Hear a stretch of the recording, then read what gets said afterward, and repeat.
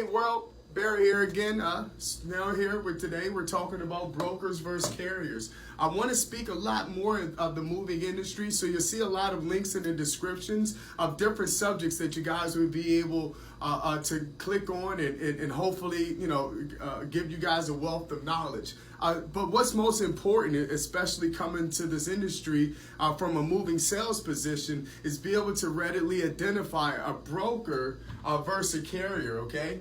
What's very important about a broker versus the carrier is that, number one, the horror stories that you guys see on Google are 100% real, and 80 to 90% of them are jobs that are booked by brokers. That's companies that own zero trucks. They have 0 miles logged with the Department of Transportation. They have no equipment. So unfortunately, they are not able to service the job. Now, what's very enticing for them is that they're able to stay below what we consider a tariff that we have to follow. So they're able to sit right below the tariff because they don't actually have to service the job. The problem is that they give a customer a really, really low price. And then in return, when us as a carrier, we get to your home, we realize that you guys actually have, number one, more stuff. And then the price per cubic foot is a tariff that we're not allowed to follow. So the price begins to change. Now, if a customer goes with the broker, they'll think that they're having a binding estimate, but the estimate is only binding with them and the broker itself.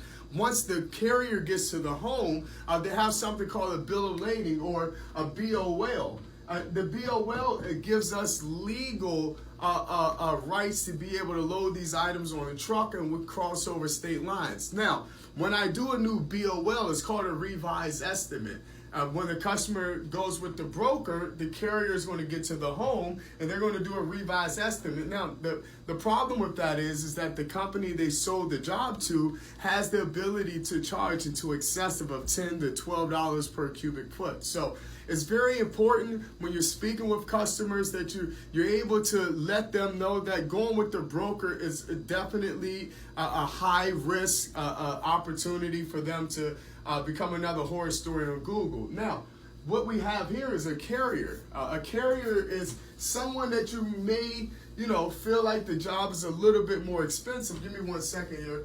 The job may be a little bit more expensive, but what happens is you're definitely able to make sure the job gets loaded and delivered from start to finish. Now, your carrier. A carrier is a company that owns 100% of their trucks. They service all of their jobs. They have miles logged and registered with the Department of Transportation. It's very important that you guys go with the carrier.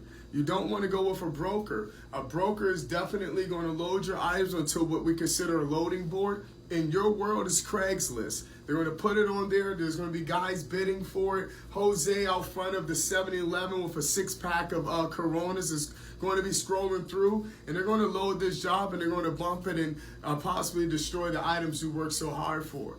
Going with the carrier gives you definitely security. It lets you know that the company that picked you up will be the same truck crew and guys that deliver you. Secondly is the price that they gave you, you can hold firm that this price should not move depending on your inventory as long as it doesn't change. And the tariff that these guys set, they don't have to set it at a higher level because they have to sell the job off, or vice versa. They don't have to underbid you to gain your business. Now, what you want to listen out for is the company that's always trying to hurry up and get you to buy today.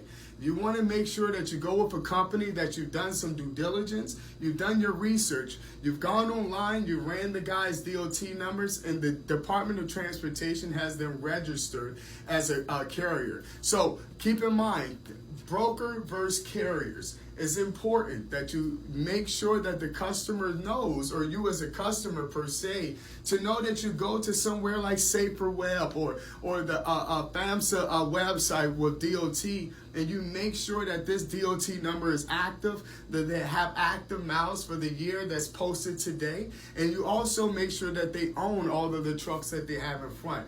Now, I also will have very shortly here, it's a really short video, we'll also have another video coming up pretty soon here. It's going to speak about weight versus cubic feet. Now, it's going to be on the link on the description and found in this video. keep in mind, we want to explain to you how companies come up with pricing. All right, we want to show you how, one company may quote you by weight, another company quotes you by cubic feet. Both have their pros, both have their cons. I want to go over that with you next. But today, most importantly, I want you guys to remember, whatever you do, you want to make sure that the company that you're talking about, that you're representing, is a carrier. 100%. Brokers don't last long. They're fly-by-night companies, okay? They'll be here today, they'll be gone tomorrow. Make